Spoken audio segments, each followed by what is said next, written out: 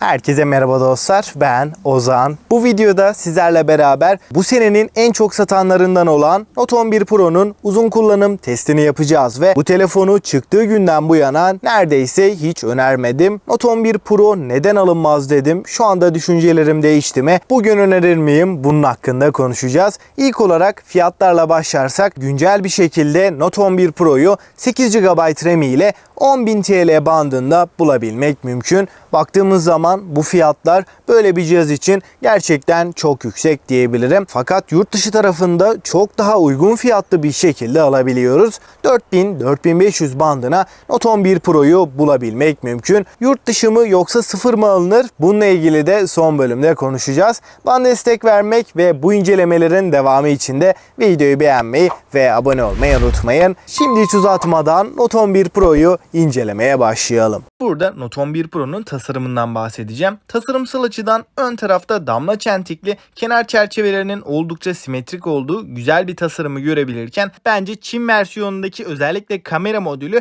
daha farklı, daha premium bir hava katıyordu. Yine de elimizdeki bu Redmi Note 11 Pro güzel bir tasarıma sahip. Burada baktığımızda arka kapağımızda cam, çerçevelerde ise plastik bir yapıya yer verilmiş. Ayrıyeten arka kapakta kullanılan bu yüzeyin ciddi anlamda parmak izi bıraktığını da belirtmem gerekiyor. 8.1 mm kalınlık ve 202 gramlık ağırlığıyla da uzun süreli kullanımlarda Note 11 Pro gerçekten elimizi ciddi anlamda yorabilen bir telefon. Ekran kısmına geçtiğim zaman da burada 6.67 inç AMOLED Full HD Plus çözünürlüğünde 395 ppi gibi güzel bir piksel yoğunluğuna sahip olan ekranımız 120 Hz tazeleme ve 360 Hz dokunma hassasiyetini de sunabiliyor. Ekranın vermiş olduğu renkler, görsel deneyim kesinlikle üst seviyede. HDR10 ve DCI-P3 renk uzayının da %100'ünü kapsadığını da belirtelim. Parlaklık noktasında da 1200 nit gibi çok yüksek bir değere ulaşabiliyorken bu ekran hem oyun oynarken hem de telefonda bir şeyler izlediğimiz zaman vermiş olduğu görsel deneyim kesinlikle bir amiral gemisi cihazı da aratmayacak seviyede.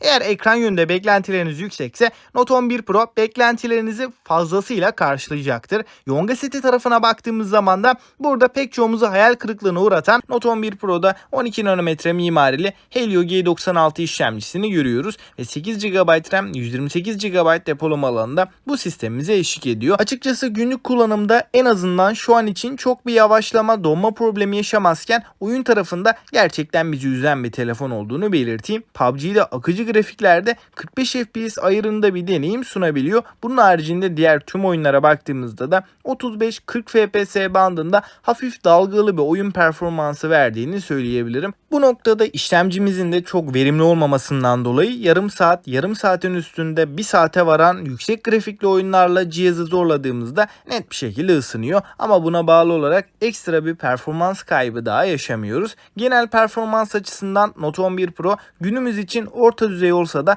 uzun ömürlü kullanımda ben çok memnun etmeyecek bir cihaz olduğunu düşünüyorum. Yani kameralara bakarsak ana kamerada 108 megapiksel Samsung'un ISOCELL HM2 sensörünü görürken yardımcı kamera 8 megapiksel ultra geniş ve 2 megapiksel makro kamerası. Fotoğraf çekim kalitesi olarak ana kamerada ışık iyi düzeyde olduğunda gayet yeterli bir performans veriyor. Ama Note 10 Pro kullanmış birisi olarak Note 11 Pro'da ben bir gerilemenin olduğunu net bir şekilde hissediyorum. İsterseniz daha detaylı olarak Note 11 Pro ile Note 10 Pro'yu kıyaslayalım.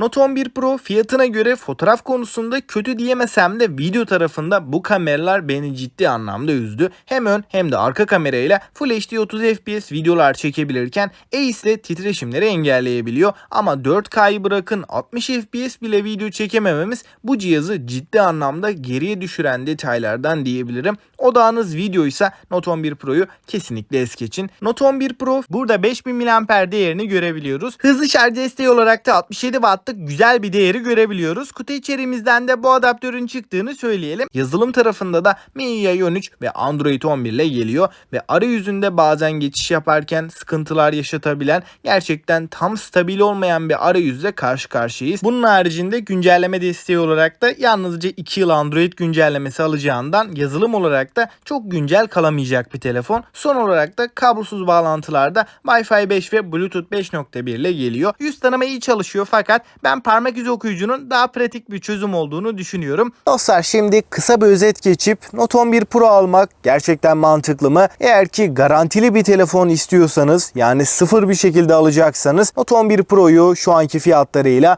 kesinlikle öneremeyeceğim ve burada Note 10 Pro almak her noktada çok daha mantıklı bir hale geliyor. Şu anda Note 10 Pro'yu da 8.000-9.000 bandına bulabilmek mümkün. Haliyle Note 11 Pro'ya 10.000 TL gibi bir fiyat vermek bu donanımı ve bu kameralarıyla hiçbir şekilde mantıklı değil. Ancak yurt dışı tarafında 4.500 TL'lik fiyatıyla oldukça avantajlı olduğunu düşünüyorum ki bu fiyat bandında da bana sorarsanız alabileceğiniz açık ara en mantıklı telefon. Çünkü 4.500 TL'ye Helio G96 Super AMOLED 120 Hz bir ekran, 5000 mAh ve 67 Watt'lık hızlı şarj desteği gibi çok önemli özelliklerle beraber geliyor. Yani Note 11 Pro kesinlikle kötü bir telefon değil. Burada Note 11 Pro'yu alınmaz yapan tek detay fiyatı diyebilirim. Eğer yurt dışı bir telefon alacaksanız 4.500 TL'ye gayet mantıklı ama garantili fiyatlarıyla kesinlikle önerebileceğim bir telefon değil. Note 10 Pro almak Note 11 Pro'dan her anlamda daha mantıklı. Bunun haricinde Galaxy A34 ile çok bir kıyaslamaya gerek yok. Çünkü A34 hem kameraları hem de performansıyla Note 11 Pro'nun adeta içinden geçiyor. Deneyim yönünde Note 11 Pro'yu öne çıkaran 3 detay var. Ekran, malzeme kalitesi ve batarya. Batarya anlamında 67 Watt'lık adaptörün kutudan çıkması da gerçekten önemli bir avantaj. Bunun haricinde ekran süresi anlamında da 8 ile 9 saat arası ekran sürelerini ortalama bir kullanımda rahatlıkla verebiliyor. Batarya olarak da gerçekten başarılı bir cihaz. Ancak performans, ısınma ve kamera anlamında bu fiyat bandında hem A34'ten hem de Note 10 Pro'dan net şekilde geride kalıyor. Bu noktada Note 10 Pro'yu tartışmaya bile gerek yok. Sadece yurt dışı fiyatıyla avantajlı olduğunu söyleyeyim. Onun haricinde Note 11 Pro'yu alınabilir yapan herhangi bir detay bulunmuyor. Son olarak da fiyatına oranla 10 üzerinden bir not verirsem 8 puanı benden rahatlıkla aldı. Peki siz ne düşünüyorsunuz? Yurt dışı fiyatıyla Note 11 Pro almak gerçekten mantıklı mı? Görüşlerinizi mutlaka bekliyorum. Bana destek vermek ve gelecek videolardan anında haberdar olmak için de abone olup bildirimleri açmayı unutmayın. Ve bir sonraki videoya kadar kendinize çok iyi bakın. Hoşça kalın.